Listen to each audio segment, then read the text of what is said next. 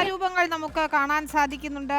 കാസർഗോഡ് മുതൽ അങ്ങ് തിരുവനന്തപുരം വരെയുള്ള എല്ലാ ജില്ലകളിലെയും സാംസ്കാരിക തനിമ വിളിച്ചോതുന്ന കലാരൂപങ്ങൾ ഓരോന്നായി അണിനിരക്കുന്നു. ഒപ്പം ഒപ്പനയും തിരുവാതിരക്കളിയും എന്നുവേണ്ട എല്ലാമുണ്ട്.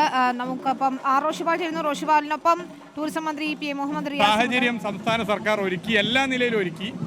ജനങ്ങൾ വളരെ സന്തോഷമാണ്. അവർക്ക് ആഘോഷിക്കാൻ പറ്റുന്ന നിലയിലേക്കുള്ള പരിപാടികൾ ഒക്കെ സംഘടിപ്പിച്ചു. ലോകം അറിയപ്പെടുന്ന കലാകാരന്മാർ കേരളത്തിൻ്റെ വിവിധ ഭാഗങ്ങൾ, പ്രത്യേകിച്ച് തിരുവനന്തപുരത്ത് വന്നു. വിദേശ സഞ്ചാരികൾ ഇത്തവണ ഓണാഘോഷിക്കാൻ വേണ്ടി നേരത്തെ തന്നെ പദ്ധതി ആസൂത്രണം ചെയ്തതിൻ്റെ ഭാഗമായിട്ട് വന്നു. 10ഓളം രാജ്യങ്ങളിൽ വന്നു. അവരൊക്കെ വലിയ നിലയിൽ സന്തോഷത്തോടെയും കൂടിയാണ് ഈ ഓണത്തെ കാണുന്നത്. ഇപ്പോൾ ഘോഷയാത്ര എങ്ങനെയായിരുന്നു ഓണം വാരാഘോഷം എന്നുള്ളതിന് ഏറ്റവും വലിയ ഉദാഹരണമായി മാറി.